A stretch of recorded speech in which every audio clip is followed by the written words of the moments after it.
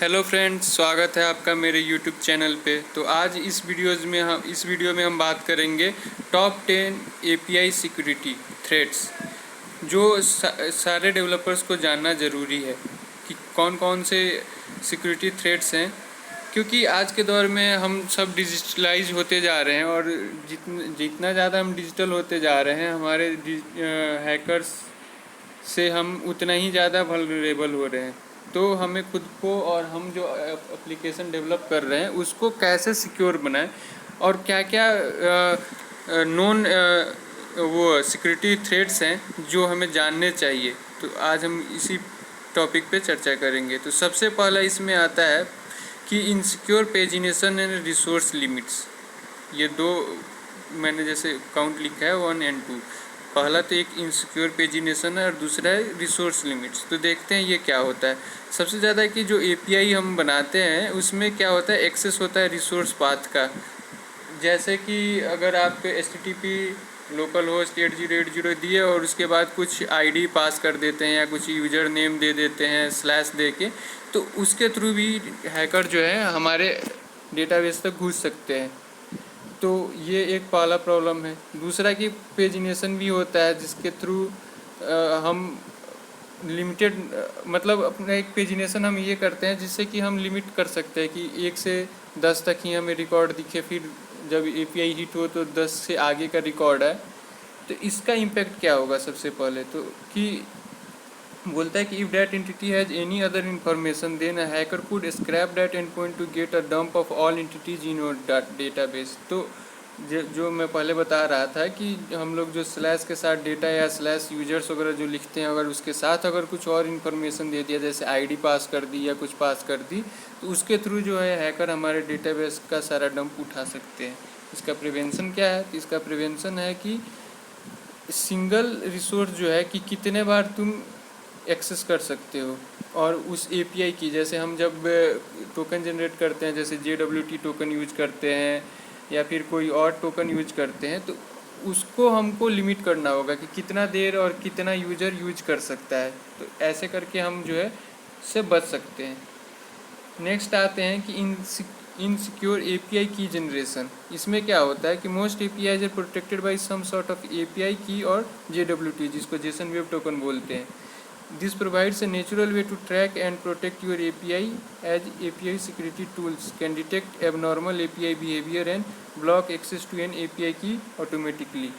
इसमें क्या होता है कि API के थ्रू जो है हम ये चेक करते हैं कि क्या यह जो है टोकन जो हमें मिल रहा है ये सही टोकन है या नहीं है।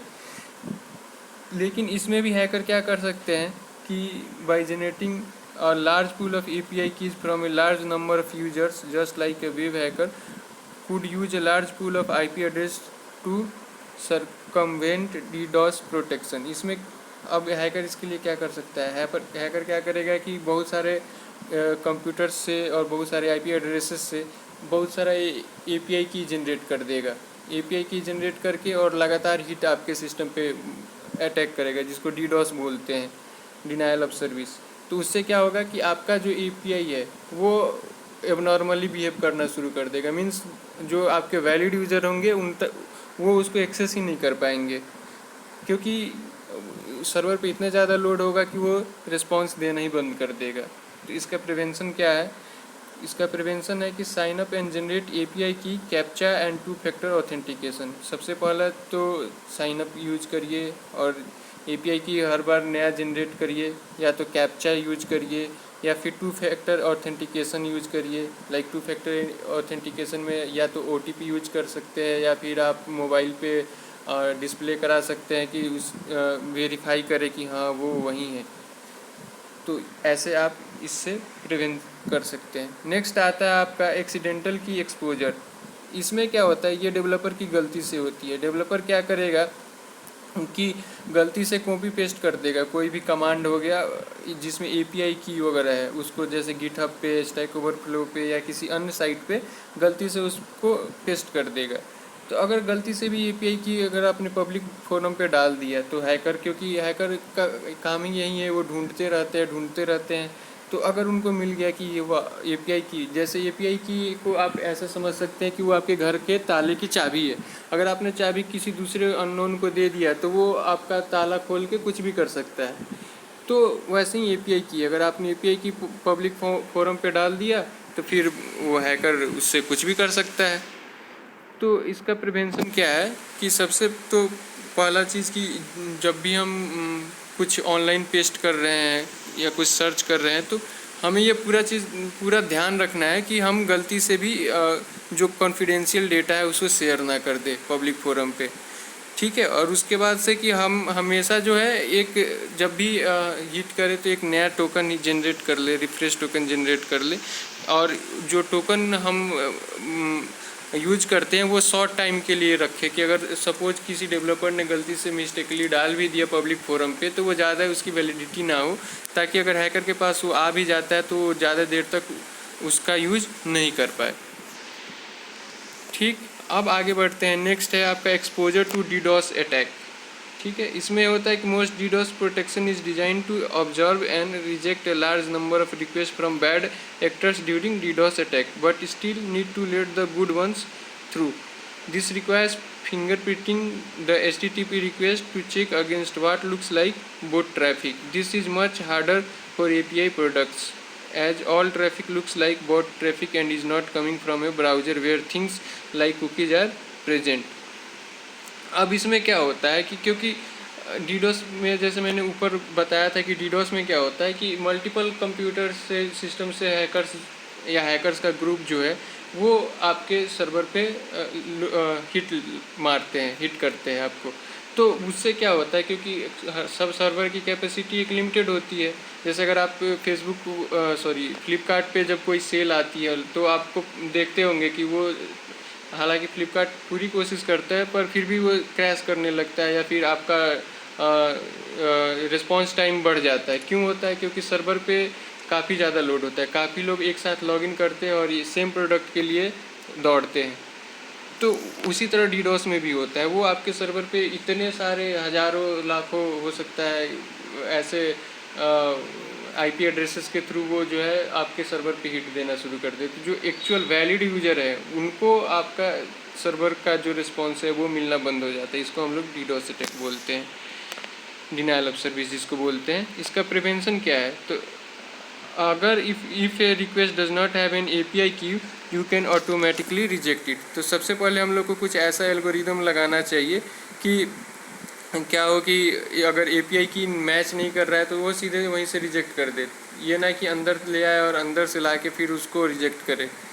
तो हमें कुछ ऐसा एल्गोरिदम रखना चाहिए, हमें कुछ ऐसा डिजाइनिंग पैटर्न रखना चाहिए कि अगर वो पहले ही चेक कर ले कि अगर वो ऑथेंटिक API की नहीं है तो वहीं से रिजेक्ट कर दे। या फिर हम लोग लीकी बकेट एल्गोरिदम यूज कर सकते हैं या फिक्स्ड विंडो काउंटर्स यूज कर सकते हैं कि जैसे क्या होता है कि हम एक टाइम पे 5, 10, 15, 20 या 100, 500, 1000 ही रिक्वेस्ट ले सकते हैं, इससे ज़्यादा रिक्वेस्ट नहीं ले सकते। ऐसा इस एल्गोरिदम का भी यूज हम कर सकते हैं।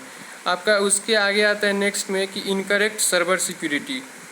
हम अपने API साइट पे तो ध्यान देते ही हैं लेकिन सर्वर सिक्योरिटी हम भूल जाते हैं, जो कि काफ़ी इंपॉर्टेंट है क्योंकि सर्वर पे ही हमारा सारा डेटा पड़ा होता है। तो अगर सर्वर की सिक्योरिटी अगर आपकी अच्छी नहीं है तो फिर तो सारा डेटा आपका चोरी हो सकता है। तो जैसे यहाँ पे data can be leak due to misconfigured SSL certificate और अलाउइंग नॉन HTTPS ट्रैफिक।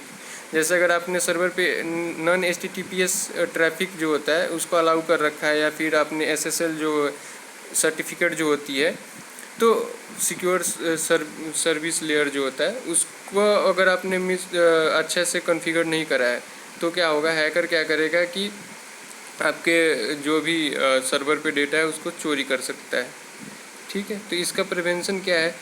इसके लिए एक टेस्ट टूल है जैसे क्वेल्स SSL टेस्ट और इसी तरह का कुछ टूल है, उसके थ्रू आप अपना सर्वर का वो कॉन्फ़िगरेशन चेक कर सकते हैं कि क्या वो सही से कॉन्फ़िगर्ड है या नहीं है, ठीक है। फिर ऑल है, जैसे कि अगर HTTP और HTTPS में आपको पता ही है कि HTTP जो है नॉन सिक्योर होता है और HTTPS सिक्योर होता है। तो अगर आपको लग रहा है कि HTTP से रिक्वेस्ट आ रहा है तो आप उसे सीधे ही ब्लॉक कर सकते हैं। अगले पे देखते हैं कि इनकरेक्ट कैशिंग हेडर्स। तो तो इसमें क्या होता है कि जबकि आपको पता ही है कि आज की डेट में जैसे अगर कोई भी साइट खोलते हैं नया, तो वो बोलता है कि एक आपसे एक टर्म एंड कंडीशन के टाइप पे बोलता है कि we use cookie for this website ऐसे करके, और वो आपको बोलता है कि इसको एक्सेप्ट करो तभी आगे बढ़ने देता है। तो उसमें उससे फ़ायदा क्या होता है कि नेक्स्ट टाइम जब आप जाएंगे तो आपका वो टोकन वहाँ पे रखा हुआ होगा, वो आपका इजीली आइडेंटिफाई कर पाएगा कि यस इस आईपी एड्रेस से मुझे पहले भी हिट आ चुका है और ये सिक्योर है। तो उससे क्या कि रिस्पॉन्स टाइम बढ़ जाता है। अदरवाइज वो फिर से आपको वैलिडेट करेगा तो उसमें थोड़ा टाइम लग जाता है। तो यहाँ पे क्या होता है कि इसका इम्पेक्ट क्या हो जाएगा कि अगर मान लीजिए कि जैसे you could expose your customers to security holes, जैसे ट्विटर के केस में हुआ था, अभी रिसेंटली ही हुआ था ट्विटर के केस में, जब बहुत सारे बिल गेट्स हो गए और जो इजराइल के राष्ट्रपति है बेंजामिन नेतन्याहू, उनका भी वो हैक कर लिया गया और उस पर बिटकॉइन मांगी गई थी। तो ये उसी का एक था, मतलब कैशिंग का ही था जिसमें वो क्रॉस मतलब एक्सपोज हो गया था। जो ट्विटर का कैशिंग था वो एक्सपोज हो गया था हैकर्स को, तो उसके थ्रू उन्होंने इन सब के ट्विटर अकाउंट ईजिली हैक कर लिए थे। इसका प्रिवेंशन क्या है? इसका प्रिवेंशन है कि कैसे कंट्रोल कैसे करते हैं, इसके लिए हम लोग को प्रॉपरली कॉन्फ़िगर करना होगा कि कैसे कंट्रोल कैसे होगा, उसके हेडर कैसे रखेंगे, कैसे चेक करेंगे, ये सब चीज़ें हमें देखना पड़ेगा। नेक्स्ट है इनसफिशिएंट लॉगिंग एंड मॉनिटरिंग। हम क्या होता है कि अगर मोस्ट ऑफ द कंपनीज़ में क्या होता है या फिर मोस्ट ऑफ द डेवलपर्स क्या करते हैं कि लॉगिंग नहीं करते हैं, लॉगिंग, और अगर लॉगिंग कर भी दिया तो फिर उसको मॉनिटर नहीं करते हैं। तो इसका खामियाजा क्या होता है, जैसे ये OS की टॉप 10 API सिक्योरिटी आइटम में से आता है, और सबसे ज़्यादा जो है कि मतलब ये अगर एक स्टडी के अनुसार ये पता चला कि जो सिक्योरिटी ब्रीच होती है वो हम लोग 200 दिन के बाद पता चलता है। क्यों? क्योंकि लॉगिंग या तो प्रॉपर लॉगिंग नहीं हुई होती है या फिर उसकी प्रॉपर मॉनिटरिंग नहीं हो रही होती है। इसका इम्पैक्ट क्या हो जाता है, अगर प्रॉपर API लॉगिंग नहीं करिएगा तो अटैकर्स जो है आपका डेटा चुराते रहेंगे और आपको पता भी नहीं चलेगा। इसका प्रिवेंशन क्या होगा? You should ensure your API logging not only tracks the API request themself but also be tied back to users for user behaviour analytics and stored for at least a year. सबसे पहले तो आपको login लगाना चाहिए, उसको उसका behaviour check करना चाहिए, उसकी एनालिसिस करनी चाहिए और एटलीस्ट उसको 1 साल तक के लिए स्टोर करके रखना चाहिए, ताकि फ्यूचर में अगर कुछ आपको देखना हो या फिर क्रॉस वेरीफाई करना हो तो आपके पास डेटा अवेलेबल हो। नेक्स्ट है आपका कि not securing internal and points. जैसे क्या होता है कि हम तो शुरू के जो लॉगिन वगैरह पेज होते हैं उस पर सही से पूरा सिक्योरिटी लगा देते हैं, बट उसके अंदर एक बार लॉगिन हो जाने के बाद जब अंदर के जो एंड पॉइंट्स है उस पर हम लोग जो है उतना ध्यान नहीं देते सिक्योरिटी के लिए। तो सपोज़ करिए कि कहीं से, क्योंकि हैकर है वो उसका काम ही यही कि ढूंढते रहना, गलती से भी कहीं आपका इंटरनल एंड पॉइंट उसको एक्सपोज हो गया तो वो आपके सारे का सारा जो है डेटा और आपके एप्लीकेशन जो भी है उन सबको हैक कर सकता है और उस जो भी डेटा चुराना है चुरा सकता है। तो इसका प्रिवेंशन क्या है? Besides securing with an authentication and authorization scheme, you should ensure these endpoints are not exposed to the public internet at all. तो इसका ये है कि अगर मान लीजिए कि आप इंटरनल कोई एंड पॉइंट यूज कर रहे हैं तो पूरा एक श्योर रखिए, उसको इंश्योर करके रखिए कि उसको याद पहले तो ऑथेंटिकेट कर रहे हैं, ऑथराइज कर रहे हैं और साथ के साथ उसको पब्लिक डोमेन में कहीं भी एक्सपोज नहीं कर रहे हैं। आइदर वो स्वैगर हो गया या कहीं और, वो आपको उसको एक्सपोज नहीं कर रहे हैं। नेक्स्ट है आपका कि नॉट हैंडलिंग ऑथोराइजेशन। तो authorisation involves checking whether this person can access a particular resource. Like इसमें से एक चीज़ ये हो गया कि ऑथेंटिकेशन और ऑथराइजेशन में मैं थोड़ा सा आपको बता देता हूँ कि इसमें क्या होता है कि ऑथेंटिकेशन में हम ये चेक करते हैं कि क्या ये वैलिड पर्सन है कि नहीं। इसको ऐसे समझ सकते हैं कि ट्रेन में है जैसे, या बस में है, बस कहीं लेते हैं। बस में अगर देखिए आपने टिकट ले लिया, 5 रुपये 10 रुपये का कोई टिकट है, आपने ले लिया और वो टिकट आप खुद नहीं चढ़े, किसी और को दे दिया, तो बस का जो कंडक्टर होगा वो ये देखेगा कि क्या आपके पास वो टिकट है, वैलिड टिकट, जो मान लीजिए कि यहाँ से आपको ए से प्लेस बी जाना है और इसका किराया 10 रुपये है, वो ये चेक करेगा कि क्या इसके पास 10 रुपये का टिकट है। अगर है तो वो किसी के पास भी होगा उसको चढ़ने देगा। लेकिन ट्रेन के केस में क्या होगा कि वो आपके नाम पे टिकट होना चाहिए। मतलब ट्रेन में क्या होता है, ऑथेंटिकेशन भी होता है, ऑथराइजेशन भी होता है कि आप ही के नाम पे है ना, और वो आप व्यक्ति हैं, तभी तो हमसे आधार कार्ड वगैरह पहचान पत्र के रूप में मांगा जाता है, ताकि वो ये ऑथराइज कर सके कि वहीं वो पर्सन है कि नहीं। तो अगर आप ऑथराइजेशन हैंडल नहीं करते हैं तो इसका इम्पैक्ट क्या आ जाएगा? Unless your object identifiers have enough entropy, a hacker could easily test different IDs through iteration. This is especially true for SQL databases that increment the ID on insertion. तो इसमें क्या कर सकते हैं कि जैसे अगर गलती से उसे पता चल गया कि आप SQL डेटाबेस यूज़ कर सकते हैं, तो SQL डेटाबेस में एक फंक्शन होता है कि ऑटो इंक्रीमेंट का। उसमें क्या होता है, ID जो है एक 1 by 1 बढ़ते रहता है ऑटोमेटिकली। तो अगर उसको हैकर को ये पता चल गया तो वो मल्टीपल आईडीज़ पे उसको टेस्ट कर सकता है लूप चला चला के कि कोई ना कोई एक आईडी उसको मैच हो जाएगी। सपोज कि आपने एंड पॉइंट में लास्ट में /ID करके भेज दिया, तो उसे ये नहीं पता कि कौन सा आईडी पे कौन सा डेटा है, तो वो कुछ ऐसा स्क्रिप्ट लिखेगा जिससे वो लूप चलाएगा और वो एक एक करके आईडी बढ़ाते जाएगा। तो जब भी उसको आपके एंड पॉइंट का वैलिड आईडी उससे मिल जाएगा, वो आपका डेटा चुरा लेगा। उसे पता चल जाएगा कि कैसी कोडिंग हो रखी है, तो वो फिर उसके हिसाब से डेटा चोरी कर सकता है। तो इसका प्रिवेंशन क्या है? Ensure the authenticated user is authorised to access all resources that is required to generate the API response. तो आपको पहले तो उसको ऑथेंटिकेट करना है और उसके बाद ऑथराइज भी करना है कि ये वैलिड पर्सन है जो मेरे एंड पॉइंट का रिस्पॉन्स को मिले या ना मिले।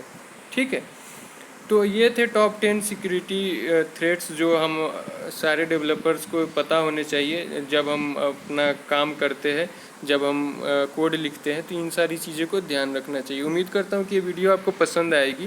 वीडियो ख़त्म करने से पहले मैं इसका क्रेडिट देना चाहूँगा। ये जो वीडियो था ये मैंने डीजोन के आर्टिकल से लिया हुआ है। यहाँ पे मैंने उसका URL भी दे रखा है और मैं इसका लिंक डिस्क्रिप्शन में भी दे दूँगा। तो अगर आप इसको पढ़ना चाहते हैं, अगर आप देखना चाहते हैं कि फुल डिटेल में देखना चाहते हैं या पढ़ना चाहते हैं, तो आप इस लिंक पे क्लिक करके, डिस्क्रिप्शन में भी लिंक दे दूंगा, तो उस लिंक पे क्लिक करके आप उसको पढ़ सकते हैं। तो आज की वीडियो को यहीं पे ख़त्म करता हूँ। उम्मीद करता हूँ कि वीडियो आपको पसंद आया है। अगर वीडियो पसंद आया हो तो प्लीज़ लाइक करें, शेयर करें और मेरे चैनल को सब्सक्राइब करें। Thank you.